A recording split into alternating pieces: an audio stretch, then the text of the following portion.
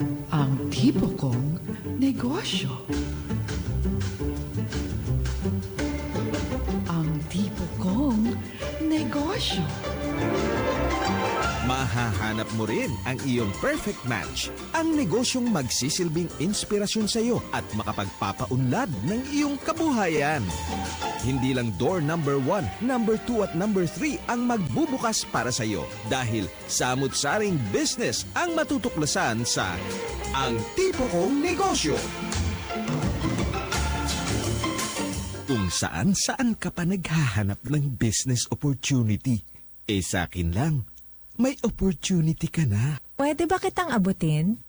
Ikaw kasi ang pangarap ko. Sa'yo na yung SSS, GSIS, pati ng PhilHealth ko. Basta, akin lang ang pag-ibig mo Ang budget ko sa'yo ay limited. Limited edition. Ang tipo kong negosyo.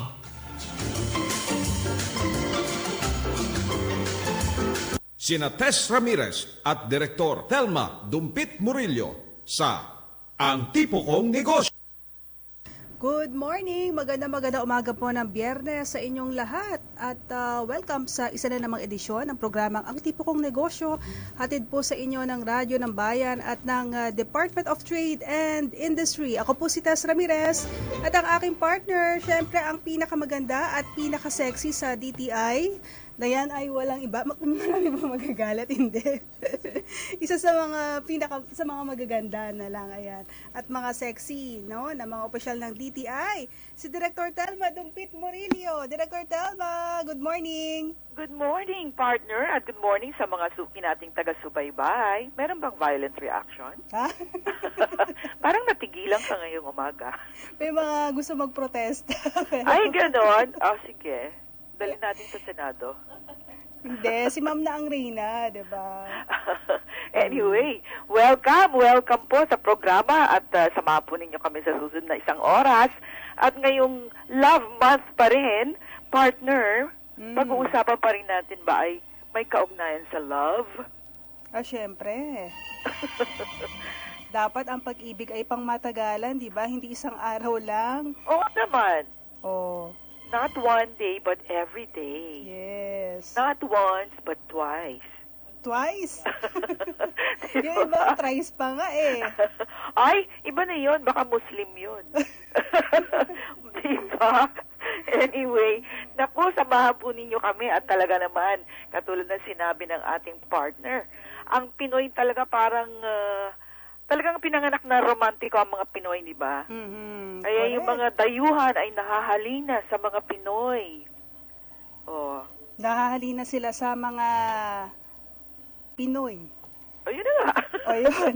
Ayun lang pala sinabi ko, partner. Hindi, pero yung mga Pinay, bakit naman parang nakahalina sa mga Foreigner. foreigner? Baka colonial mentality. Ganun ba yun? O kaya nagsawa sa Pinoy na palikero. Pero ikaw, partner, ano ba gusto mo? Pinoy o foreigner? Pinoy. Pinoy, syempre. Kasi pareho kayo ng kultura, di ba? 100% Pinoy. Ayun. Pero usong-uso kasi ngayon yung mga sinasabing throwback, di ba? Yung mga throwback Thursday, flashback Friday. Oh. May mga senti kasi tayo eh, kaya Ayan, inaalala Senti yung mga- Saturday. Sana maulit muli Sunday. Walang katapusang Memory Lane Monday. Take me back Tuesday, di ba? Lahat na ng araw? Oo, lahat ng araw. So ngayon, flashback Friday tayo kasi Biyernes. Ayun. Okay. So, maraming paraan kung paano patagalin o maging pangmatagalan ng pag-ibig. Ano ba yung isa sa mga paraan na yan, Director Thelma? Syempre, yung how do you perpetuate, di ba, yung pagka may mga written messages, like letters, di ba? Or ano ba? Katibayan yun, di ba? Pag may nasusulat. Oo. Di ba, yung katulad din sa media, mas pwede mong balik-balikan pag ito'y nakasulat sa dyaryo. Kesa yung napapanood mo sa TV o naririnig sa radyo, Ay, kung sabagay, pwede naman i-TOA. Eh, pero paano ngayon sa text? Di dapat hindi mo i-erase Oo. yung mga mensahe. Pero ang importante yung feeling. Yun, di ba? So how do you keep it forever? Yan ang pag-usapan natin. How do you keep the fire burning? Wow, ayan. Okay? Mainit ba? O talagang painit ang painit? O maligamgam lang? Ganun na, iba-ibang level yan eh, di ba? Oo. At init na yung ating makakapanayam. Mhm. Pakilala na natin, partner. Nasa line na po namin, mga kaibigan, ang board member and former president ng Philippine Association of Printmakers, Director Telma. Yes, para sa una nating segmentong maging produkto ka man. Maging produkto ka man.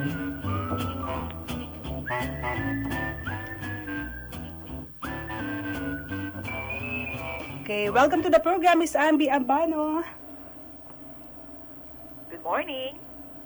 Ambi! Hello? Nawala sa linya si Miss Ambs. Naku, naputol Sige. agad. Oo. Siya ay taga Philippine Association of Printmakers. O, ano ba yung relevance nitong itong ating Throwback, ating pinag-uusapan? Ito kasi nasusulat lang eh, kaya ito. Nasusulat ya. Basa. Basa. Diba? Ayan, nasa line na siya. Si Miss Ambi let's Abano. welcome Miss Ambi Abano. Hello, good morning. Magandang umaga sa inyo. Magandang umaga din po sa inyo, ma'am. At Yes. welcome to the program. Salamat.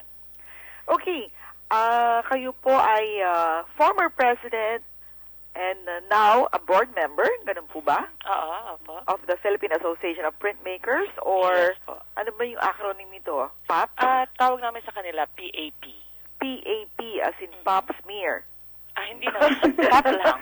Hindi. Basta PAP and yung mga tao sa larangan ng visual arts, kilala na nila ito. Ayun. Since when pa po natatag itong Philippine Association of Printmakers? Mga 46 na taon na yan. Oh my God! Halos Ang tagal na oo. pala nito. Oo. Oo. So anything about printing? On Ang- paper lang po ba? On paper and kasi yung samahan na yan, itinatag yan para magbigay sa mga manlilikhang sining, sa mga artist, ng lugar kung saan sila makalikha, matututo, matetrain, para gumawa ng tinatawag na print. Yung print na tinatawag natin, isa siyang medium sa visual arts, isa siyang art medium, pamamaraan kung paano tayo magpapahayag sa pamamagitan ng sining, na ito ay very technical kasi gumagamit siya ng mga pamamaraan kung paano ka makapaglilipat ng imahe sa papel. So medyo specialized kind of medium yan. Hindi katulad ng painting na direkta kang naglilikha o gumagamit ng brush para magpinta. Yes. Ito may mga kinalaman to sa pag-uukit, sa pag-etching. At kinakailangan ito ng isang lugar kung nasaan yung mga facilities para magamit ng artist. At ang isa pa, kailangan ng isang masusing training na Yes. pagtuturo. So, nasa mundo kayo ngayon ng printmaking. May kinalaman ba dyan, Miss Ambi, yung natapos yung kurso? Kung ikaw ay nasa fine arts, siguro makakakuha ka ng isang subject sa printmaking. Pero kasama din dito yung mga yung mga silkscreen, kung paano gumawa ng silkscreen.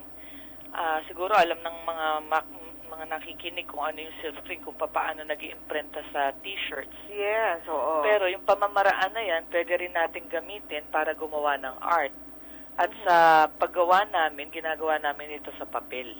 Ayun. Oo, inimprenta namin sa papel. Pero lahat nitong mga pamamaraan na to, hindi siya gumagamit ng highly mechanical na pamamaraan. So, lahat yan puro kamay.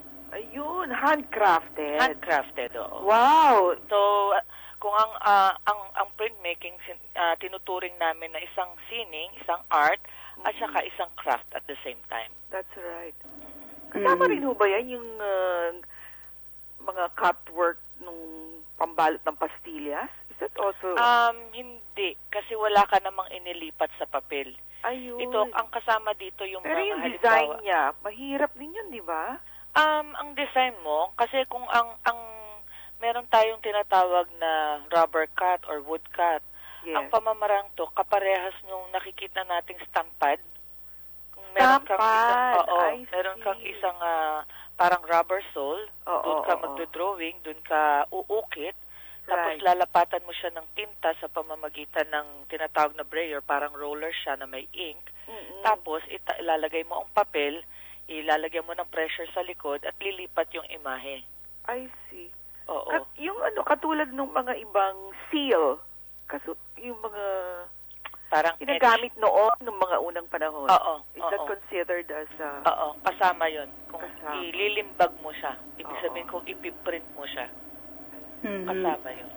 Pero ngayon, moderno na yung printmaking eh. Ano na yung pagbabagong nagaganap Sa ngayon? ibang bansa, tinatanggap nila bilang kasama o pasok sa kategorya ng printmaking yung digital printing na tinatawag na clay printing.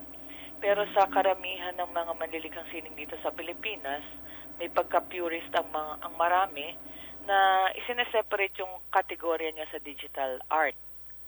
Pero sa amin, katulad ng hindi namin yung tinuturo sa aming workshop, ang tinuturo namin, mas nagko-concentrate kami din sa mga etching kung saan ka lumilikha ng imahe, parang nag-etch ka sa isang metal plate halimbawa.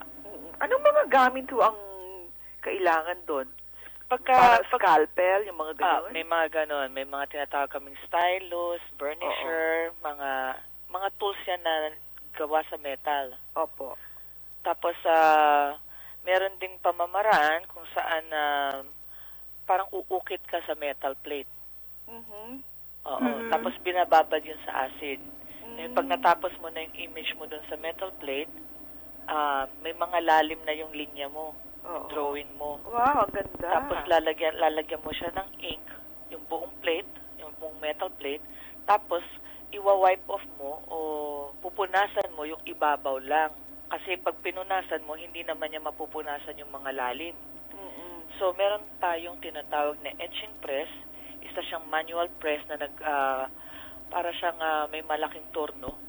Papasok mo siya sa loob pero iikutin mo rin ng kamay mo, hindi siya yung manual pa rin siya. At pag So yung nandun pinaka-molde ay handcrafted pa rin? handcrafted, Oo. handcrafted. So, Director Telma, dito papasok yung pagiging isang romantiko, no? Kasi pag merong halimbawa, nakatanggap ka na regalo from someone, tapos nakaukit doon ang iyong pangalan. Pwede rin yun. Oo, nakaukit sa Romantic puno. yun. Nakaukit sa puno. Oo. Ang galing mo naman, partner, na i-segue mo. Na i-link mo. Hindi, gusto ko malaman kay Miss Ambi, Yes. paano po ba nag-umpisa o kailan nag-umpisa ang printmaking dito sa ating bansa? Sa ating bansa, may tatlong gumagawa na niyan, gumagamit na niyan, mga artist nung panahon, sometime in the 50s, no? Kaya lang sila nag-aral sa ibang bansa, tapos dinala nila dito yung for exhibition, yung mga works nila. Yung Pero finished work. Finished work, oo. Oo. Kasi nga wala tayong facilities. Yeah. Pero sometime in the 1960s, the government sent Mr. Manuel Rodriguez Sr. sa Amerika para doon mag-aral sa Pratt University sa New York. Isa siyang sikat din na pintor nung panahon na yun. In fact, ang hinihingi ng Amerika, dalawa, yung Rockefeller Foundation, dalawang hinihingi na papuntahin sa Amerika para mag-train. Pero siya lang yung tumugon dun sa tawag na yun. Tapos nung nag-aral siya, natuklasan niya ito, nagustuhan niya, at gusto niyang ibahagi yung kanyang natutunan. Pag uwi niya dito, yung gallery niya sa San Andres, ginawa niyang printmaking workshop. Doon na nagsimula yun. Ayun. Buhay pa po ba yun? Oo, si Mr. Rodriguez ay buhay pa. Siya ay Ay, hindi po, 101. yung Akala ko yung pero si Mang Maning, Yung kanyang shop, yung gallery. yung gallery, hindi na, nalipat-lipat na yon. Pero just to let you know, si Mang Maning ay buhay pa. Isa siya sa Wow! ginagalang namin sa aming samahan. At saka sa buong visual arts community, siya ay 101 years old, nasa Bahamas ngayon. At ang puso niya talagang para sa Pilipino pa rin. Naku, So yung talagang sinimulan niya malaking na yun, contribution sa pinagpatuloy industriya. nagkaroon ng samahan, nagtatag ng samahan, At ngayon, kami ay may lugar sa likod ng Folk Arts Theater na provided by the Cultural Center of the Philippines. At welcome ang lahat ng mga artist na gustong bumisita, sumubok, at meron kami mga workshops na ginagawa. every now and Ayun, then. palagay ko yan ang inaantay ng ating mga tagapakinig. Yes. Oo. Meron po Especially ba tayong schedule ng inyong Sa workshop? ngayon, wala pang schedule, pero ang pwedeng gawin ng mga nakikinig, kung sila interesado, sumulat sila sa pinoyprintmakers@gmail.com. Okay. And nasa Facebook din po kayo? At nasa Facebook din kami. Basta Pinoy hanapin nila Printmakers? Pinoy Printmakers. Ano po? Pinoy Printmakers. Alright. Oo. Finally, ano partner, may tanong ka ba? Yes. Director Telma, kasi yung ilan sa ating mga listeners, baka nako-confuse sila dun sa printmaking, doon sa uso rin ngayon na graphic arts na kasi, di ba? Kadalasang sa computer ginagawa na. Oo. Ano yung kaibahan nun? Or similar lang ba yun? Hindi. Pareho silang print kasi pareho silang iniimprenta, di ba? Pareho Yes, silang yes. naililipat yung disenyo mo sa papel. Pero yung sa tinatawag na digital print, ang ginagamit mo, computer talaga para mag-edit, lumikha ng composition mo. Pero sa printmaking, directly kang parang ginagawa mo yung imahe mo o yung image mo doon mismo sa tinatawag nating printing element. Pwede siyang kahoy, pwede siyang rubber sole, Oo. pwede siyang screen para Mas sa matrabaho silk screen. yun, oo. Oo, mas manual siya. Mas manual siya. Tsaka mas direct. Tactile. At Ayun. saka, yung ano po ba, bilang isang negosyo, maganda ho bang pasukin yung... Siguro ang maganda kung halimbawang ikaw ay... kasi sa sining naman kasi parang hindi yun ang pangunahing adhikain ng isang maglilikha, di ba? Ng isang artist. Sa Hindi naman bagay. laging Oo. yun. Pero itong medium na to, pwede siyang gawin kasi kahit nung una pa, pwede kang gumawa ng Christmas cards, pwede kang gumawa ng mga disenyo para sa lampara mo, pwede kang gumawa ng yung silk screen, pwede mong magamit sa iba't ibang mga produkto. Di ba, mauso na ngayon yung nagla-line tayo ng mga papel sa mga craftworks katulad ng mga kahon, pangregalo, Yes, yung mga oo. produkto natin. Pwede. Kung mag-aaral ka nito, pwede mo siyang magamit sa maraming paraan. Ayun. Kasi ang programa po natin ay ang tipo kong Oo, alam negosyo. ko, Baka naiintindihan ko yan. merong At, natitipuhan yung Oo, printmaking. meron kaming consciousness tungkol dyan. Kaya meron din kaming mga workshops pa minsan-minsan kung maimbitahan at kung may sapat na budget para pumunta sa iba't ibang probinsya para maituro Ayun. ito. Kasi Naku, yung rubber ganda cut, niyan. oo. Kung yung- Especially ho ngayon dahil creative industries ang ating direction. Mm-mm. Dahil dito makikita yung talento tsaka yung innovativeness, no? Oo, at saka yung mga, hindi lang innovativeness, pero yung potential ng Yeah. pagiging malikhain ng Pilipino. Yes. Exactly. Oo. Kaya, meron kaming mga paraan, ibig sabihin ko itong mga matututunan o pwedeng matutunan sa printmaking, pwedeng magamit sa maraming paraan. And in fact, ang Ayun. tawag nga namin, it has endless possibilities. Wow. I'd like to thank you for joining us this morning, Ambi Abanyot. Yes. Salamat po, ma'am. Okay, salamat ng marami din sa inyo, Telma and Tess, DWBR at DCRV. Thank you so much. Good Okay. morning. Ayan ang sinabi niya, Director Telma, endless possibilities equals, endless love. Ganun ba yun? Ano na yan? Trying hard na yan, partner. Na i-connect. Tama na. Okay na yung kanina. Pwede na yun. Mailusot lang. Ito nga eh. Okay. Okay, meron na tayo 25 minutes makalipas ang alas 8 ng umaga. Magbabalik po kami. Sandali po lamang. Levita Ebela sa lahat ng nakikinig sa anumang dako ng mundo. Ako po si Irish May Pakupak mula sa University of Caloocan City. Hindi lang balita at kaalaman kundi pati mga aral sa buhay ang ating matututunan. Patuloy po nating tangkilikin ng 738 kHz DCRB dahil sa Radyo ng Bayan, konektado ka. 7,100 islands.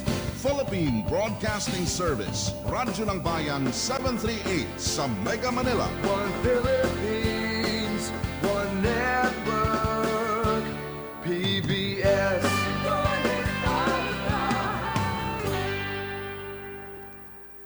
Ang tipo kong negosyo. sina Direktor Thelma Dumpit Murillo at Tess Ramirez sa Ang Tipo Kong Negosyo. Okay, we're back at puntahan natin ang susunod na segmento. Bet ko yan.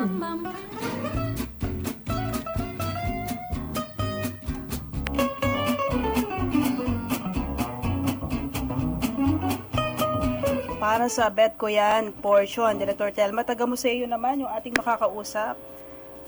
Ang ating susunod na kakausapin ay mula sa Lopez Museum and Library. Mhm. Head of Administration and Education and representative of Zero In.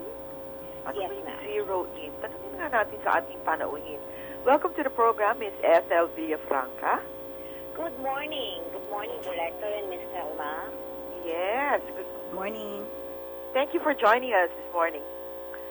First of all, I'm curious, what's the Zero In? Zero In is a consortium of 5 private museums in the Philippines. Kami ay binubuo ng Museo Pambata, Ayala Museum, Ateneo Art Gallery, Lopez Museum, at Bahay Chinoy. Sorry about that. Okay. So, 5 leading private, these are all private, no? Yes, ma'am. Private museums. Okay, and I believe last year you conducted for your 12th year the National Workshop on Establishing Community Museums. Tama po. Oo, ano po ito? Ito po ay isang 4 na araw na workshop para sa mga nating mga museum workers sa Pilipinas. Nakita po kasi namin ang pangangailangan ng mag-share ng experience and skills and expertise in managing museums. Yes. So gusto namin sana pong umpisahan mula sa aming 5 museums ang isang community of museum workers who are able to communicate with each other, work with each other, ask questions, and share resources. So inumpisahan po namin yon sa 4 na araw na workshop. Tapos nagbuo po kami ng Google Groups upang magkaroon ng paraan pagkatapos ng workshop, maituloy-tuloy po ang pakikipag-ugnayan ng ating mga iba't ibang mga museum sa isa't isa. Wow, interesting. Paano po ba magsimula ng isang museum, lalo na para sa isang maliit na komunidad? At saka lalo na kung walang pondo. Nako, tricky question po talaga ang pondo, pero natutunan po namin na kung talagang gusto ng isang komunidad na magtayo ng museum, hindi naman po kasi kailangang malaki kagad. Meron po tayo kasing preconceived notion na kapag sinabing museum, kailangan malaking building, may sariling lugar. Hindi po kailangan ganon. Pwede po tayo mag-umpisa sa isang kwarto lamang. Or sa isang bahay? Yes, ma'am. Pwede pong kwarto sa opisina ng munisipyo natin or sa bahay ng isang taong willing na magpahiram ng lugar. At kung meron po tayong, ang museum po kasi ay we tell stories. We promote ideas. So if you have stories to tell, ideas to promote, and then you gather objects or information para po suportahan yon, then that could be a start. That's a good start. Ako, for me, I see the importance of museums because it has history. It shows history, no? Tama po yan. Oo. Yes, yung mga artifacts, makikita doon. Di ba? Kaya nga naiisip natin yung mga may-ari ng museum, baka napakayaman nila. Ba't sila nakakapag-produce ng ganong klase mga materials? Paano nakakaipon ng materials?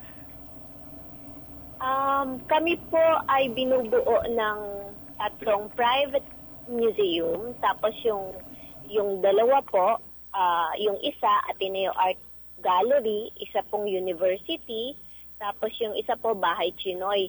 Yung 4 po ay under ng foundation. So, kami po, in our case, sa Lopez Museum, ang collection po namin nag-umpisa dahil ang aming founder, si Mr. Eugenio Lopez Sr., ay nakabuo na ng personal na collection niya ng art, ng mga rare books about the Philippines, archives, at nung umabot po siya sa point na na-realize niya na madami na works of art at collection, that it's time to share the Philippine people, and that's the time when he opened the Lopez Museum. Kami po ay 54 years old na this year. Wow. Yes, ma'am. Tagal na. Marami bang pumapasok na mga couples o yung ngayong Love Month? Miss Ethel, balitaan nyo kami. Marami bang mga mag-partner na bumibisita sa lugar nyo? Sarado po kami nung February 14 kasi naghahanda kami para sa aming bagong exhibition na binuksan lamang namin kagabi, so hindi ko po masasagot ang inyong tanong. Hindi, pero ngayong buong buwan ng Pebrero, di ba Love Month naman ngayon? O may mga napupunta rin ba dyan? Mga pumapasyal. Marami naman pong pumapasyal sa amin. Meron rin pong, actually maganda ng date place ang museum kasi tahimik. Ano ba yung dapat na maging attitude sa pagpasok sa museum? Kasi iba, natatakot sila lalo pag may kasamang mga bata-bata, di ba? Oo. Hindi, pero partner, alam mo, sa Amerika, yung mga museum nila talagang like the Smithsonian, yung sa Chicago, yung ang laki-laki doon, yung may mga dinosaurs. Yes, yun po yung Art Institute of Chicago at saka Field Museum of Art. Yes, my gosh, talagang maa-attract yung mga ano doon. And of course, yung pinakabago naman dito sa atin, yung Science Museum, di ba? Tama po, Mind Sa Museum Bonifacio. dito po sa Global City. Ayun. Kasi iba ginagawa panakot eh. Sabi, may mumuod doon sa loob. Ayan nga po yung actually notion na gusto naming tanggalin sa ating mga kababayan na ang museum hindi nakakatakot na lugar. Ang museum ay para sa ating lahat kasi lalo na sa mga Philippine museums, ang laman po ng mga museums natin ay tungkol sa ating sariling history, tungkol sa ating sariling kultura. Oo. So, pwedeng magtayo ka, partner, ng museo para sa iyong minamahal. Ganon. Ilagay mo dun yung mga love letters na binigay niya sa'yo. Regalo. Di ba? Di ba museum na rin yun, Miss Ma'am? Yes, ma'am. Miss Ethel, di ba you can consider that also as a museum, a personal museum? Yes, ma'am. Meron po tayo mga museum na tungkol sa isang tao or tungkol sa pamilya. Opo. Okay, when will you have your next workshop? At marami yatang gustong mag-attend. I, for one, would like to attend that if ever. We'll be glad to have you at our workshop, ma'am.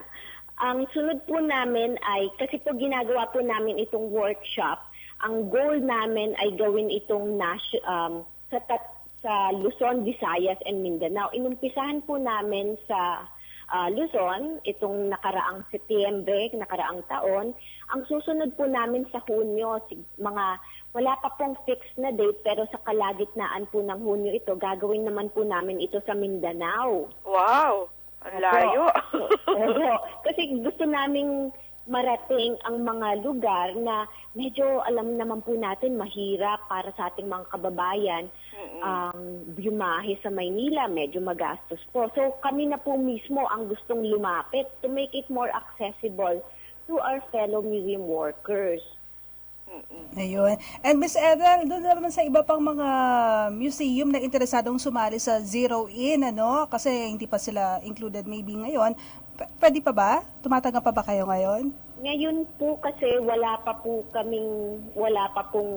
availability, hindi pa po namin na pag-uusapan bilang grupo kung kailan magdadagdag ng mga member museums. Pero open po kami to work with other museums. In fact, ito pong gagawin namin sa Mindanao. Naghahanap kami ng mga partner institutions or even corporations para matulungan kaming dalhin doon. Siyempre, alam niyo naman po, pondong pinag-uusapan natin. Yes. Kaya nga po yung aming sa Cebu-Leg, hindi pa po final ang dates because naghahanap po kami ng maaaring makatulong na institusyon upang madala namin ang workshop doon para maka-attend naman yung mga museum workers natin mula sa region ng Mindanao at ng Visayas. That's great, oo. Pero ito pong nakalipas ninyo ng workshop, yung po bang materials ninyo are uploaded? Hindi po siya readily available online. Kasi po yung materials namin na printed ay supplementary to the workshop. Hands-on po kasi ang workshop namin. May kada topic, ang topics po namin kasi una is conceptualization ng museum, what a museum is all about. Tapos merong collections management and collections care. Merong conceptualization of an exhibition, meron na education program, merong fundraising, umabot po kami sa evaluation. Kada isang topic po, merong part ng presentation. So merong maliit na lecture, maikling lecture, pero ang mas malaking part po nung workshop po kasi ay hands-on talaga. Talagang nagtatrabaho ang mga participants namin. Na ang goal po namin pagkatapos ng workshop, yung 4 na araw na workshop, kung ano po yung trinabaho nila mula sa conceptualization hanggang public programs, pwede na nilang gawin yon sa kanilang museum. Pwede na nilang gawing isang exhibition na may accompanying education program. Wow, that's great. Okay, so we'd like to thank you, Ms. Ethel, and we hope to be invited in your future workshops, or yes, ma'am. Kung meron po kayong nais i-anunsyo, baka makatulong po ang aming programa. Opo, at gusto ko po kayong imbitahang dalawa at ang inyong mga tagapakinig. Kakabukas lang po ng bagong exhibit ng Lopez Museum na pinamanggatang Complicated. Ito po ay exploration of our colonial history. So we're dealing with ano na nga bang nangyari pagkaalis ng ating ng Espanya at ng Amerika mula sa ating bansa. Anong nang nangyari sa Pilipinas? So bukas po kami dito sa Lopez Museum mula Lunes hanggang Sabado, mula alas 8 hanggang alas 5 ng hapon. Sana po ang inyong mga tagapakinig ay makadalaw sa amin. Yes, we will Kayo invite po, them. pumunta po sana kayo at aming kayong iga-guided tour sa aming exhibition. I see. Yan. Thank Okay, you so thank much, you. Ethel. Maraming salamat po. Kaya po si Miss Ethel Villafranca. Nagating sa atin na 29 minutes makalipas ang 8 o'clock. Ilan po muna mga mahalagang paalala. Ngayon, mapapakinggan na ang PBS Radyo ng Bayan saan mang panig ng daigdig. Sa pamamagitan ng internet, mag-log on lamang sa www.pbs.gov.ph. I-click ang Radyo ng Bayan Live o kaya'y sa www.pinoywebcaster.com. I-click lamang ang Listen. Worldwide na ang PBS Radyo ng Bayan, ang radyo ng bayan.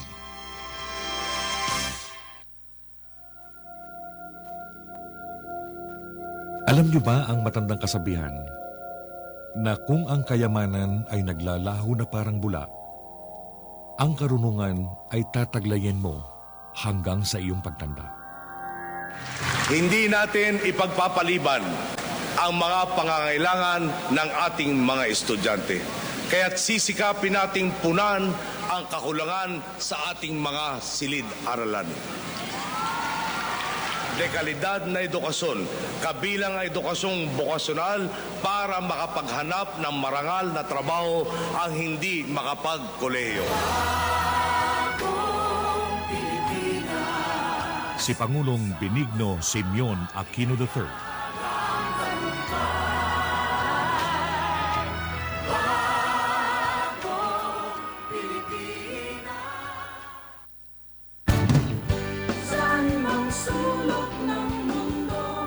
Tangkilikin natin ang radyo ng Pilipino, ang tinig ng mamamayan.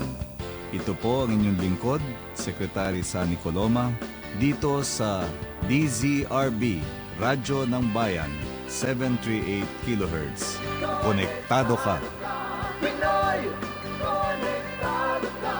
Pinoy, konektado ka. Pinoy, konektado sa PBS.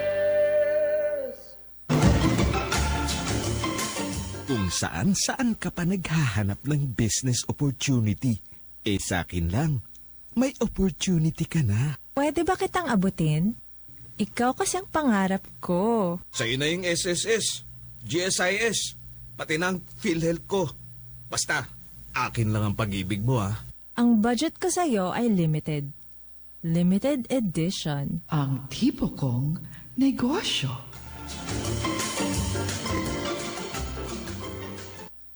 Sina Tess Ramirez at Direktor Thelma Dumpit Murillo sa Ang Tipo Kong Negosyo.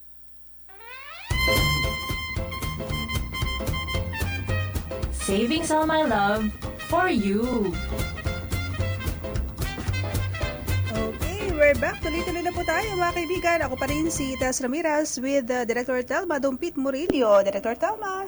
Yes, partner. At sa pagkakataon ito, bukas at saka sa linggo, that's Feb 22 and 23, ay magkakaroon ng tinatawag nilang The Attic Bazaar, where decades collide, dyan po sa SMX.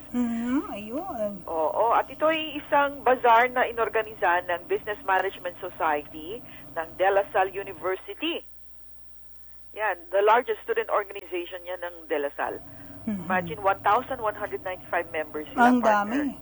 Oo, kaya, can you imagine, yung mga concessionaires nila, more than 100. So, kung kayo po ay naghahanap ng mga produkto, yung mga yung medyo antigo. Antigo rin ang presyo niyan. Ano? Pagka ganyan. Mahal? Mahal. Hindi naman mahal. Or affordable naman siguro. Oo. Kausapin natin yung ating organizer, si Miss Michelle Sinyong, project head of the Attic Bazaar, para malaman natin kung ano-ano ba yung maaari nating asahan dito sa The Attic Bazaar. Yes. Welcome sa program, Miss Michelle. Good morning po. Good morning, Michelle. Good morning po. Salamat po talaga sa pag-imbita niyo dito sa akin. Oo naman, anytime. We'd like to help. So, you belong to the Business Management Society of De La Salle University? Yes. Oo. Part of this org. And can you tell us more about it and why do you do this Attic Bazaar? Kasi ito po yung panglima na naming bazaar po. Tapos every year po kasi nagkaka-bazaar po kami. Ito po yung pinakamalaki naming event. So sa year po na ito, yung title po ng bazaar namin is The Attic Bazaar. Tapos Why? Kasi every year po iba po yung theme namin. Tapos this year po theme namin modern vintage, where old meets new. So, gusto namin ibalik yung mga trends from the past, tapos dinadala po namin siya sa present. So, yung mga gamit po sa bazaar namin, meron po mga inspired po sa vintage, so mga damit po na inspired sa vintage. Tapos, mga pagkain po, like parang gusto namin like yung parang 50s diner theme, so may mga milkshakes, ganun po. Tapos, magdadalo po kami ng vintage wagon, yung parang 70s car po, na parang, pero magbibenta po siya ng mga yung mga old records, ganun po. Tapos, meron bang mga buyers for those? Opo. As in, marami po yung mga nagko-collect, ganun. Tapos, yung mga crafts po, kasi gusto po namin parang, kasi ngayon po parang medyo uso po yung, parang bumabalik po yung old trends. Kaya gusto namin parang, maano sa mga, hindi lang po estudyante, pero sa lahat ng mga tao na bumili po ng mga ganitong bagay. Nagre-range naman sa what amount, Miss Michelle, yung presyo ng inyong produkto? Iba-iba po. Siguro meron pong from 100 to maximum po 800, ganun po. Iba-iba naman po yung presyo. Like, marami pong mga tenor. Affordable naman. Kaya rin pala. Affordable. Swak sa budget. At 2 araw ito, no? 22 and 23 at the SMX? Yes, Saturday and Sunday. Oo. Any other activities other than the selling? yun po, kasi hindi lang po siya bazaar, may events din po talaga kami, may mga fashion show po. Fashion show? Oo, pattern po after, like, parang gusto namin parang theme dollhouse. So, may mga, din, brands like, Uniqlo, iba-iba pong brands na sponsored po sa amin. Cotton On, Terra Nova po, mga ganon. Tapos, may mga performances din po, dance, music, yung mga musical performances din, like, yung orchestra po kasi mga nagva-violin, ganun po. Parang gusto namin yung buong like classical theme. Tapos may mga DJs din po kasi yun naman po yung modern, 'di ba? So parang pinufuse namin yung past, which is the vintage, and then modern, yung mga present time po. Gusto namin So parang fusion. Oo, ganun po yung theme namin. So, Business Management Society, so is this part of the school curriculum or something? I don't know. Hindi naman po siya part sa curriculum. Parang yung mga estudyante po, marami po kasing org sa DLSU, tapos parang sila po yung sumasali kung saan org na gusto nila, pero home org po ito ng mga business students na nag-take up ng business management, applied corporate management, at interdisciplinary business studies. Pero kahit sino naman po pwede sumali. So yun naman po. Ang dami yung members no? Nahirapan ba kayo sa pag-organize? Hindi naman po lahat yun part sa nag-organize. Mga 80 po kami na sumali. Na part po ng The Attic Bazaar. So ngayon, ano yung plano nyo? Yearly bang gagawin ito? O paano ba yung proseso? Opo, yearly po may bazaar po kami. So next year din po magkaka-bazaar ulit kami. Pero hindi paano pag nag-graduate ka na? Hindi pag nag-graduate na po ako na po yung mag-attend ng bazaar. Okay. Support din po, alumni kung ganun. So pwede. So it's not just a work of the students. As support po, like, so pupunta po kami. Pero usually students po talaga yung nag-organize. So kami po yun. Kami yung part po ng org sa present. Yun yung nag-organize ng bazaar every year. Tapos aside din po from bazaars, we also have business student convention. So last year po, 6 business student management convention po kami. Tapos nagka-movie screening. Mga ganun po, iba-iba po. So parang naging negosyo na rin ng mga estudyante. Opo, parang in the process po, natututunan po rin namin paano mag-organize ng events. So, lahat po yun, parang negosyo. Pero hindi naman po yung pupunta din po yung funds sa org po or sa beneficiaries po namin. That's good. Nothing wrong with that. Yeah. Para dun sa mga interesado na mag-organize din ng events, ano yung maipapayo mo? Mahirap ba siya? Ano yung madaling parte, mahirap na parte? Actually, in organizing an event? Hindi naman po, pag iniisip nyo po, baka po mahirap, pero honestly, sobrang saya po talaga mag-organize. Like, yung mga kasama po namin, sobrang saya. Tapos parang family so na parang po hindi kami. trabaho. Oo, parang hindi din po siya, may nakaka-stress minsan, pero na-realize ko parang sobrang nakahanap ako ng isang pamilya sa pag-organize nito. Tapos, ang dami ko pong natutunan, ang dami po naming nag-gain na connections outside, parang preparing us for the real world po. Kasi, estudyante po kami ngayon, pero paglabas po namin lang langasal, ang dami po naming nadala na experience galing dito. Yun lang po yung sobrang dami naming. So, ikaw ba, do you intend to make this like your real business na after? I'm not organizing events? Hindi po ako sure, pero I'm considering naman po sa future na since madami po akong naging experience, pwede rin po naman siya, viable option din po siya. Business. Right. Miss Michelle, balita namin magkakaroon kayo ng bonggang-bonggang throwback event this weekend. Opo. Pwede ko pong i-invita lahat ng tao. Sure!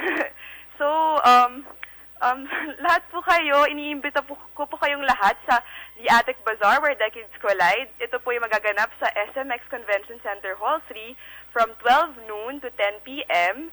At ang tickets po namin ay priced sa halagang 50 pesos only. Tapos marami pa po kaming sponsors, marami po kayong experience at yung buong atmosphere po, sobrang ganda po talaga. Any freebies? Alam mo naman tayo, marami mahilig sa raffles. Mga Pinoy po. Oo, Magre-raffle po kami ng Star Mobile na tablets, 2 po, tapos isang 39-inch na TV from Star Wow! So yun po, marami po talaga. At saka lahat po nang pupunta, marami po makukuhang freebies from our sponsors. So may mga gift packs, ganon.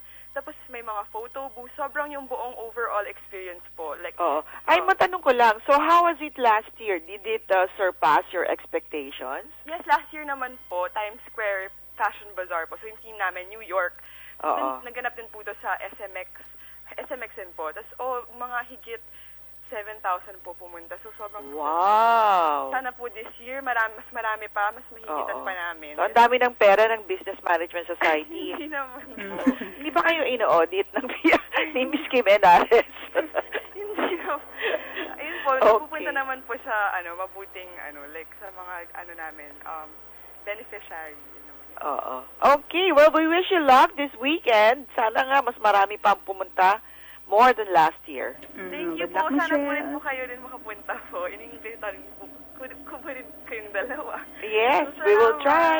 Thank you. Thanks, so much, Michelle. Dan. Ayan, meron na tayong 52 minuto makalipas ang alas 8 ng umaga. Ang bilis ng oras talaga, Director Tama. Talaga naman. At bago tayo magkalimutan, ito, isang paalala. Ngayong Valentine season, mag-ingat sa mga halik. Partner, hindi lang nakaw na halik ang mapanganib. Kundi pati na rin yung mula sa mga labi na may toxic lipstick. Labi Yan. ng ano ba yan? Cobra? Hindi, alam mo yung ibang lipstick ngayon, hindi, kasi mura, di ba? Isipin mo, okay naman siya dahil nasa merkado. Pero nabibili, wala pang 100 yung presyo niya. Baka nga yung labi mo mangitim. Hindi na matanggal yung... toxic may chemicals. hazardous chemicals gaya ng lead, mercury, arsenic. Kasi ayon dito sa Eco Waste Coalition, hindi lang agaran yung epekto nitong mga chemicals na to, naiipon siya sa katawan at nagiging sanhi ng reproductive disorder sa mga babae, disrupted brain development, lalo na sa mga unborn fetus, dahil dun sa mercury, at cancer mula dun sa arsenic. So, merong ibang mga brands partner na na-identify, katulad nitong parang Chinese ang, Baolishi. Yan. Anong pangalan ulit, Director Tama? Baolishi. Mona Lisa. Kiss Beauty. Opa. At Chan Levy. Yan, ilan sa mga brands yan na nahanapan na ng high levels ng toxic substances ng Eco Waste Coalition. Iwasang bumili ng mga yan. Oo. At ugaliing maging maalam sa produktong binibili. So, tingnan po ninyo yung label at product information o kaya i-check po ninyo sa FDA website kung authorized itong mga produktong ito na mailagay sa merkado. Pero sana ngayong napag-alaman na merong mataas sa level ng iba't ibang nakalalasang chemical, dapat ialis na sa merkado yan, di ba? Oo. So, tumutulong po ang DTI dyan, Director Telma. Tinatago, ang hirap niyan, tinatago, nasa ilalim. So, pag umiikot yung mga natin, hindi mo makikita. Diba? Sa bagay. So, dapat talaga masinsin na pag-i-inspeksyon ang gawin. At yung mga consumers, maging aware kayo dun sa mga produktong inyong binibili. Correct. Walang bahala yung mga balitang ganyan, ha? Correct. Ayan. And, sa Monday nga pala, Director Telma, sasamantalahin ko na rin yung pagkakataon na ito, ha? Tukol naman sa mga produkto, kasi may mga trackers, di ba sabi nila, nag-abiso na sila na magpoprotesta sa Monday. Oo. Yung pagdadala ng mga goods, yung mga pagkain. Ano kaya yung magiging impact niyan sa presyo ng mga bilihin? Baka magkaroon ng biglang pagtaas ng presyo. Partner, hindi ito yung unang beses na may mga ganyan, di ba, yung nagtaas yung presyo ng gasolina, wala namang epekto sa pagkain. Kasi... Pero yun ay dahil sa track ban sa Maynila, yung magaganap sa Monday, starting Monday, kaya sila mag-wewelga. Track ban? Ibig sabihin, hindi sila aandar. Di ba may mga oras sa ipagbabawal yung pagdaan ng mga trucks na nagdadala ng goods. Oo. So, correct. Yun yung ayaw nilang mangyari. Ito yung maganda nga Merong mungkahi na bakit hindi buksan or gamitin yung port sa Subic at saka yung Batangas Port, yun ang gawing temporary muna, imbis para hindi na sila pupunta sa Manila Port, yung ganon-ganon. Diba? Tapos, ang binabanggit mo ba o pinag-uusapan yung mga pagkain na galing sa norte, ganon? Ayun nga, paano yun? Kasi since walang magagamit na truck, hindi din sila lalabas doon sa allowed na time na paglabas nila. Paano yung pag-transport ng iba't ibang klase ng produkto sa merkado? Ang ano naman sa Maapektuhan kanila, diba? yung sa gabi. Gabi na yata sila or merong alternate route. O yun So, nga. Pero oo, ang sinasabi nila, talagang totally hindi sila lalabas sa Monday. Monday lang naman, di ba? So, walang ano yun, walang Wala, epekto. walang effect yun. Wala. Oo. Para naman magkaroon ng pang matagalan na epekto, kailangan yung parang tuloy-tuloy yung ano nila. Pero pag ginawa nila yun, sila din ang maapektuhan, mapaperwisyo sila, walang kita. Exactly. Diba? So, yan hindi ano lang maganda yan yung siguro gagawin yung para iparamdam yung kanilang yung ano nila, hindi nila pagsang-ayon sa Hinaing. mga nangyayari ngayon, di ba? Oo.